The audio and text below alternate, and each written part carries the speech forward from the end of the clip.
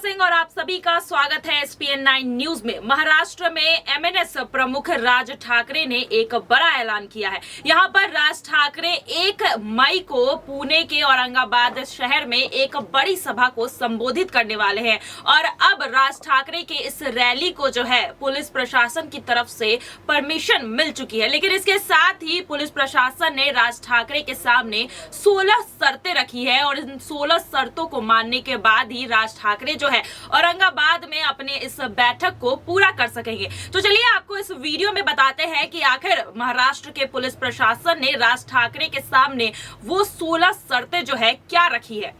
राज ठाकरे को औरंगाबाद में रैली करने की अनुमति मिल चुकी है, लेकिन यहां पर प्रशासन ने साफ कर दिया है कि उन्हें 16 शर्तों को मानना पड़ेगा। तो चलिए सबसे पहले इन 16 शर्तों की बात कर लेते हैं जो पुलिस प्रशासन ने राज ठाकरे के सामने रखी है। सबसे पहली शर्त यह है कि जनसभा 1 मई को शाम 5:30 बजे से 9:45 बजे के बीच होनी चाहिए। कार्यक्रम स्थल और समय में कोई भी परिवर्तन नहीं होना चाहिए। वहीं बैठक में आने वाले नागरिकों को अनुशासन का पालन करना होगा। यह सुनिश्चित कराना होगा कि बैठक में आते जाते वक्त कोई भी आपत्तिजनक या किसी को ठेस पहुंचाने वाली टिप्पणी ना की जाए। वहीं बैठक में आने वाले सभी वाहनों को पुलिस द्वारा निर्धारित तरीके से यात्रा करनी होगी और रास्ता नहीं बदलने का निर्देश भी दिया जाना चाहिए। वाहनों को शहर के अंदर निर्धारित गति से चलना होगा।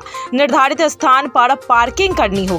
आयोजकों को सभा स्थल में आने जाने के रास्ते में कोई रैली नहीं करनी चाहिए। ऐसा पुलिस प्रशासन का शर्त जो है उन्होंने राज ठाकरे के सामने रखा है। वहीं पुलिस प्रशासन ने और भी शर्तें आगे रखी है। यहाँ पर सभा के दौरान कोई भी हथियार, तलवार या विस्फोटक ना लाएं और ना ही प्रदर्शित करें और ना ही शस्त्र अधिनियम के प्रावधानों का उल्लंघन करें। यहाँ पर इन नियमों के बारे में बैठक में शामिल होने वाले नागरिकों को जानकारी देना आयोजक की जिम्मेदारी होगी।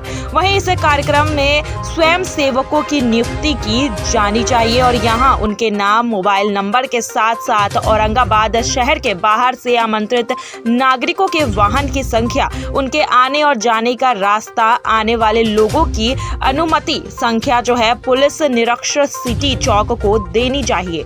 वहीं पर बैठक स्थल की बैठकने की जो व्यवस्था है वो अधिकतम 15,000 है, इसीलिए वहां 15,000 से अधिक लोगों को आमंत्रित नहीं किया जाना चाहिए। सभा में व्यवस्था बनाए रखने के लिए पुलिस निर्दिष्ट स्थानों पर मजबूत बैरिकेड लगाएंगी। बैठक में आने वाले प्रत्येक नागरिक की सुरक्षा के लिए पुलिस को उचित जांच करने का अधिकार है। वहीं बैठक के दौरान जाति, भाषा, क्षेत्र, जन्म स्थान, धर्म आदि या उनके द्वारा पालन किए जाने वाले रीति रिवाजों के आधार पर किसी भी व्यक्ति या समुदाय का किसी भी तरह से अपमान नहीं करना चाहिए। आयोजकों को सावधान रहना चाहिए कि कोई भी कार्रवाई, बयान या नारे ना करे। वहीं बैठक में प्रयुक्त लाउडस्पीकरों के संबंध में माननीय सुप्रीम कोर्ट के निर्देशन और ध्वनि प्रदूषण नियमों का पालन करें। 1 मई को शाम को ध्वनि सीमा ऊपर की तरफ नहीं होनी चाहिए। वहीं कार्यक्रम के दौरान आवश्यक सुविधाएं जैसे कि बस सेवा, एम्बुलेंस, अस्पताल, चिकित्सा, बिजली आपूर्ति, जल आपूर्ति का भी जो है ध्यान रखा जाना चाहिए। इस कार्यक्रम द्वारा बैठक के दिन यातायात नियमों के लिए महाराष्ट्र पुलिस अधिनियम 1951 जारी किया जाएगा।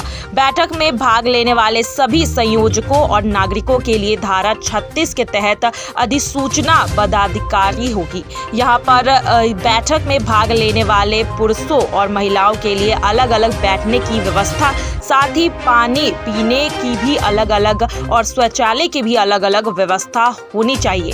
यहाँ पर बैठक के लिए उद्योग की जाने वाली विद्युत व्यवस्था, इन सभी चीजों का ध्यान रखना पड़ेगा। इस बात का ध्यान रखा जाना चाहिए कि यदि कार्यक्रम के दौरान भोजन का वितरण किया जाता है तो किसी को भी परेशानी ना हो। साथ ही इस कार्यक्रम में सुचारू संचालन के लिए आप पर लगाए गए उपयुक्त नियमों और शर्तों के उल्लंघन के मामले में कार्यक्रम में सभी आयोजकों और वक्ताओं के साथ मौजूद नियमों के अनुसार व्यवहार किया जाना चाहिए और अगर ऐसा ना होता है तो इसे सबूत के रूप में इस्तेमाल किया जा सकता है। तो यहाँ पर 16 शर्तों की बात जो है हमने आपको बताई और यहाँ पर प्रशासन ने राज ठाकरे की रैली पर ये 16 शर्तें सामने रखी है और इन शर्तों का पालन अब राज ठाकरे के कार्यकर्ताओं को और इस रैली के संयोजकों को करना होगा।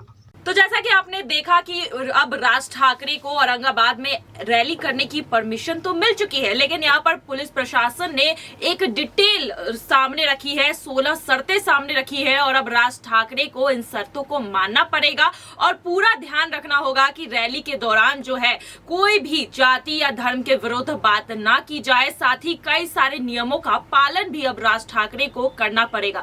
यहाँ पर राज ठाकरे को यहाँ पर पुणे में रैली करने की जो है अनुमति मिल चुकी है और अब 1 तारीख को राज ठाकरे की इस रैली को बहुत बड़ा बताया जा रहा है और अब सबकी निगाहें इसी पर होगी कि 1 मई को आखिर राज ठाकरे जो है लोगों के सामने क्या संबोधन देंगे, क्या अपनी बातें रखेंगे, ये देखना दिलचस्प होगा। चलिए आज के लिए बस इतना ही। आगे की खबरों के लिए देखते रहिए SPN9 न्यूज। धन्यवाद।